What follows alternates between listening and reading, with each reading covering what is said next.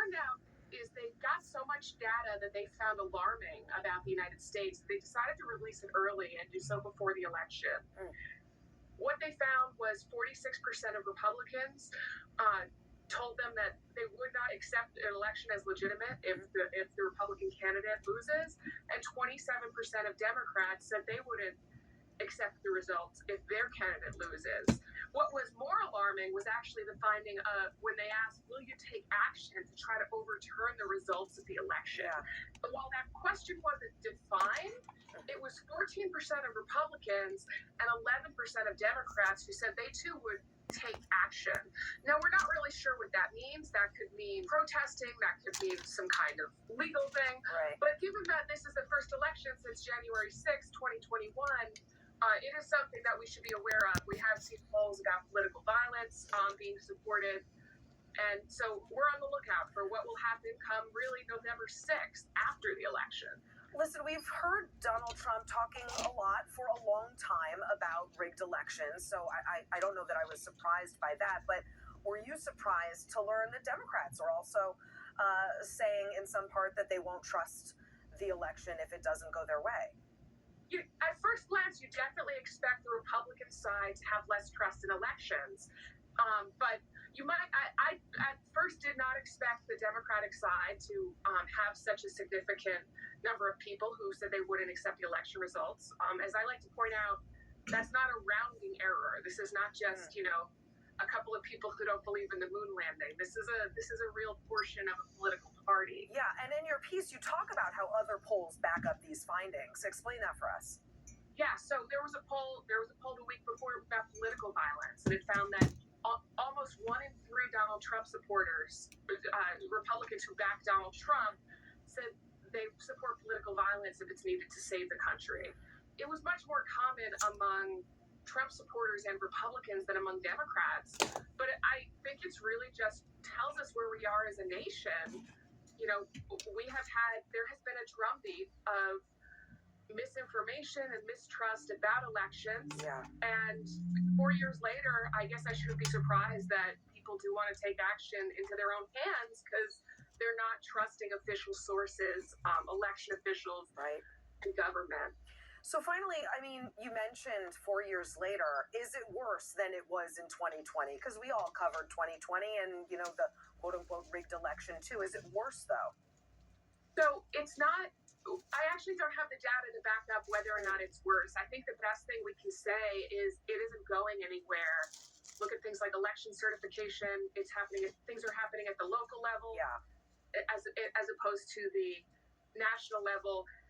I would say that the situation has stayed pretty much the same. There's still this drumbeat. It doesn't seem like it's going to go away. This population of people who really just don't trust our democracy in both parties. I don't see it going away. It definitely hasn't gone away since 2020, whether or not it's gotten better or worse. Erin Mansfield with a depressing story, but an important one at USA Today. Thanks so much for joining us. Thank you. Why might he be hesitant to do another? I don't think he needs to debate. He's an open book. People know his policies. People know his positions. He's not shy about going to speak to any American, do any interview. People know where he stands on the issues. In terms of New York, again, I know the voters here. I'm talking to the voters here. These are parents who want their children to go to university and be safe. And you see Republican counties here are the safest counties. Nassau County, they just put in a anti-mask law here. Kathy Hochul refuses to do that. I think New Yorkers here know that Donald Trump will give them a safer America. Erin, I'll give you the last word. Those things may be true. I think there may be some support for him in some of those more suburban counties.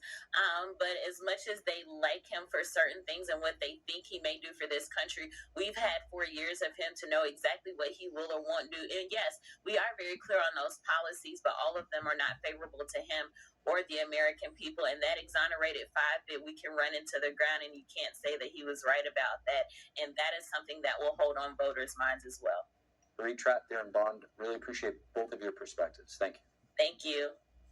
Does communism pose to the United States, and how the Chinese Communist Party isn't really a legitimate government? We'll hear from a key expert on China. And a Virginia woman lost her twin brother from a fentanyl overdose years ago. We sat down with her to find out how she managed to navigate through grief and help others in the process. That and more when we return. Agency aware of the threat the CCP poses? Not sufficiently, sir. I do not believe they are. Is woefully not commensurate with the current threat. Capturing the elite, a tactic used by the Chinese Communist Party to wage political warfare against the U.S. Lawmakers noting its efforts to stoke division. The CCP and other foreign adversaries seek to keep us fighting. Republicans and Democrats fighting with each other. Because in that state, we are much weaker. Struggle is a fundamental element of communism. One witness noting its true nature and its goal of global domination. The CCP is a product of Soviet imperialism and is not part of Chinese civilization, political culture, or political history. But its effect on China has been profound and created a swath of destruction through that country. It has intentionally destroyed the pillars of Chinese culture, society, and civilization, and killed scores of millions of Chinese. One way the regime is using practical interests to gain control here at home is through its capture of the EV industry. Many lawmakers warning about the implications of a new $2 billion EV lithium battery plant in Illinois. Grosjean. Again, this is going on under our noses within our state. And I'm gravely concerned. It's next to a military facility, and it's right next to Ferris State with NDAs, and everything is under the cloak of darkness. Do not be duped by seemingly benign business deals, because if you do not follow directives of strict scrutiny, transparency, which NDAs are not, our national security is jeopardized. Another lawmaker noting that China, even as the world's second largest economy, still reaps the benefits of being designated as a developing nation by the UN and World Trade Organization. Presidents of both parties, for a long, long time, we turned a blind eye to Chinese behavior, especially intellectual theft, which has allowed them to leapfrog. America granted China most favored nation status in 2000, leading its ascension to the WTO and paving the way for its economic gains. Why would it be widely controversial? Who considers China a developing nation like they're still farming with oxen out in the rice paddies or something like that, and they all eat 4 ounces of rice and drink a cup of water a day for sustenance? Is that what people believe, literally? I think there's a lot of people making a lot of money. Reporting from Washington, D.C., Melina Weisskopf. Yeah, there are a lot of people making a lot of money. Dr. Bradley Thayer testified to the House Oversight Committee earlier today. He joins me now to discuss the hearing and the CCP's political warfare. He's also the founding member on the Committee on Present Danger, China, and co-author of Embracing Communist China. Dr. Bradley Thayer, thank you so much for joining us. Steve, it's my pleasure to be with you again. It's great to have you in studio with us, Dr. Thayer. So, in your testimony today before the House Oversight Committee, you talked about the relationship between the U.S. and China and drew parallels to the Cold War against Russia. Talk to us about how this relationship compares. Well, certainly. There are great similarities between the Cold War against the Soviet Union that the United States fought between approximately 1946 and 1991, and the present Cold War against the People's Republic of China. And the source of the confrontation is the same, the hyper-aggressive ideology of communism. The motivation for the conflict is actually driven by our adversaries, not by the United States. And in your opening statement, you talked about how this ideology is actually foreign to China, and that it's not something that should be accepted in China. Talk to us about what you meant. Well, certainly. The Chinese Communist Party is illegitimate. There's no reason whatsoever that it should be ruling the Chinese people. Its ideology is a Western knockoff. It's a product of Karl Marx, Friedrich Engels, and Vladimir Lenin, and Leon Trotsky, and Joseph Stalin. So all Westerners who generated this ideology have been adopted by the Chinese Communist Party. completely illegitimately. There's nothing Chinese about the Chinese Communist Party, but there's very much which is Western. And that's why I made the argument in the testimony that it was the Chinese Communist Party is the product of Soviet imperialism. They know they're illegitimate, and this is why their tyrannical methods keep tightening, why their aggression keeps worsening against the Chinese people themselves, but also in international politics against the U.S. partners like Taiwan and key U.S. allies like Japan and the Philippines. Now, as we said, you were testifying on the Hill today in front of the Oversight Committee, taking questions from lawmakers from both sides. In your assessment, what would you say is the, I guess, maybe biggest blind spot that has you most concerned for our elected officials, where they may not completely understand the Chinese Communist Party, therefore, or thereby putting the United States at risk?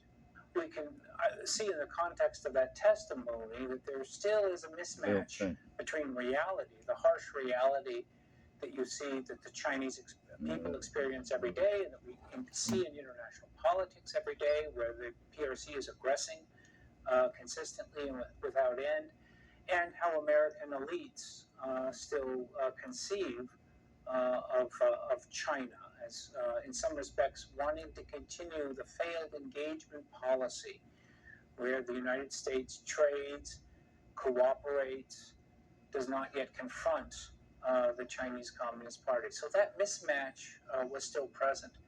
At the same time, there was reason for optimism, because some members on both sides conveyed the bipartisan, or what I would describe as a nonpartisan approach to this effort. The CCP is a threat to all Americans, and the fentanyl that's killing Americans doesn't ask whether they're Democrats or Republicans or independents or Greens. It kills them nonetheless. We've seen a lot of bipartisanship or nonpartisanship, as you put it, the way it should be in the CCP Select Committee's hearings. With the oversight hearings, I believe this was the third one. The first one sort of devolved into a very partisan I guess, debate, if you will, Democrats and Republicans. How do you think Beijing views that when they see Americans fighting amongst themselves over China? Well, at one level, they appreciate that and welcome it. At another level, they recognize that's democracy, that's democratic government. And so that just reinforces their illegitimacy. They cannot do that, right? The closest they came to an open hearing is when Xi Jinping ejected Hu Jintao, right, from the 20th Party Congress, right, in a very powerful statement about who is in charge of the Chinese Communist Party. Xi Jinping has succeeded. And as long as he's healthy, which is a question, he has succeeded in controlling and ever tightening his control over the Chinese Communist Party. He's successfully gotten rid of alternative factions. This is an individual who's hyper-aggressive, and he's determined to realize his, in essence, Stalinist ambition for the Chinese Communist Party, which is to defeat the U.S., to conquer Taiwan, and to ensure that China is the dominant force in the 21st century. And that's the dispositive question, Steve. It's whether freedom led by the U.S. and its allies, including allies within China, the Chinese people, are going to be able to sustain freedom into the 21st century, or whether the CCP will be triumphant and the 21st century will be marked by tyranny. Bradley Thayer, really appreciate you joining us. Thank you. It's my pleasure. Thank you very much.